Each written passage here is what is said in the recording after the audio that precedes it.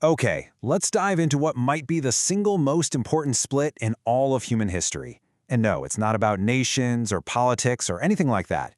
It's a fundamental choice that really defines who we are, where we're going, and honestly, it's a choice every single one of us is facing right now. See, it all boils down to this one powerful idea. The divisions that truly matter in history have never really been about borders or skin color. They're about how we, as a species, respond to massive change. Because at every major turning point, humanity splits, clean down the middle. And this split, it presents us with a huge choice.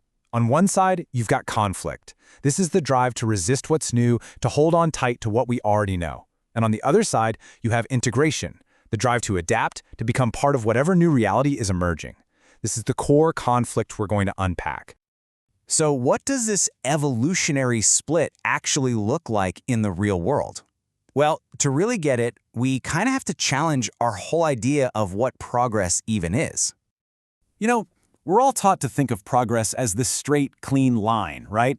Moving from primitive to advanced. But what if that's just completely wrong? What if progress is actually a series of forks in the road? At every huge shift, our path literally branches, creating entirely different ways of being human. And believe me, this isn't some new thing we just cooked up. This pattern of dividing, of splitting, has been the engine of human history for thousands of years. Just think about it for a second. The invention of agriculture, it split us into nomads and settlers. Then, fast forward to the Industrial Revolution, it divided the world into farming societies and mechanized ones. More recently, the digital age created this huge gap between the analog world and the networked world. And now we are standing at the brink of the next great split, the one between purely biological humans and AI-integrated humans. And at every single one of these splits, two classic archetypes pop up. First, you get the preservationists. These are the folks who resist the change that's coming. They're fighting to protect the structures, the identities, the traditions, everything they know and value. And then, on the other side, you have the adapters. They're the ones who move toward the change. They integrate the new technologies, the new systems, and in doing so, they end up fundamentally changing what it even means to be human. But here's the real kicker. This cycle never, ever ends. Even when one group, let's say the adapters, wins out and becomes the new normal, that society will eventually face another massive disruption, and it'll split all over again. Evolution isn't a final destination. It's a recursive loop, a repeating process. Okay, so this brings us to a really crucial point. This choice between preserving and adapting, it isn't about being right or wrong. It's not a moral test. It's much bigger than that. It's about making a high-stakes bet on the future. So what's the wager? Well, it's a massive trade-off.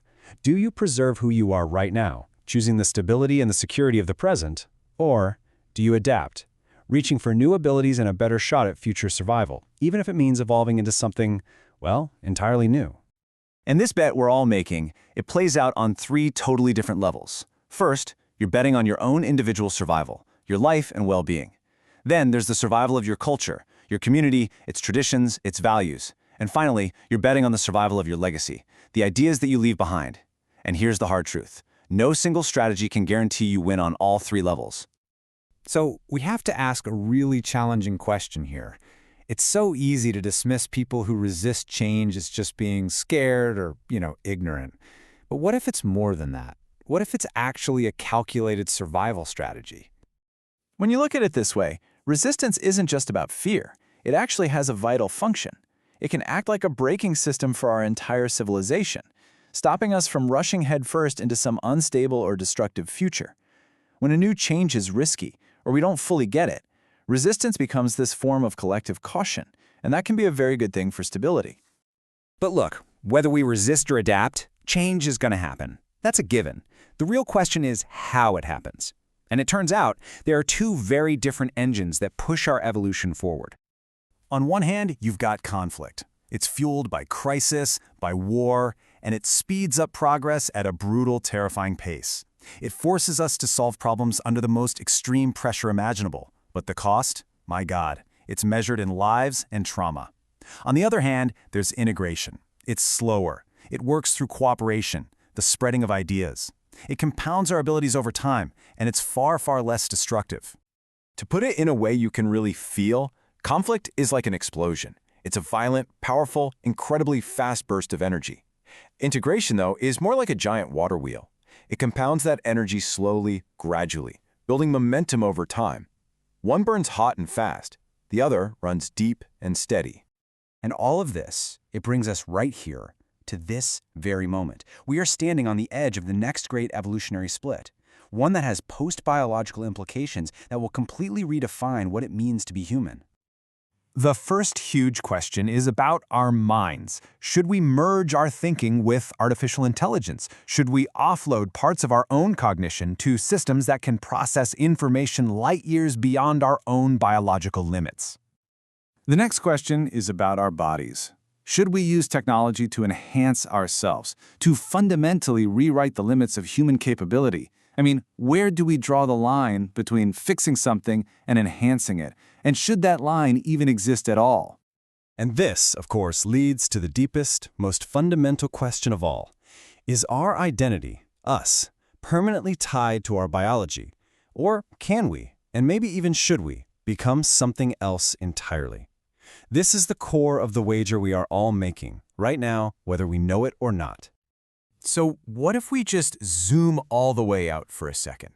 What if this whole cycle of splitting and reforming, this endless conflict, what if it isn't just chaos? What if it's actually a process, a kind of cosmic filter that over millions of years selects for species that are better at adapting, better at integrating with new realities? And that leaves us with this one final mind-bending thought. Is this endless cycle of conflict and integration really just about surviving the next big crisis? Or is it possible that it's been pushing us generation after generation along a much, much longer path? A trajectory that maybe leads toward transcendence? You know, this epic question isn't just for philosophers. It's actually the central theme of some of our greatest modern myths, from the survivors in the 100 evolving beyond their physical bodies, to the wild, post-human paths forged in Dune. These stories, they all ask the same thing. What do we become after we've solved the basic problem of just staying alive? It's the ultimate wager. And the choice we make between preservation and adaptation, it's not just going to define the next chapter of our story, it might just define our final destination.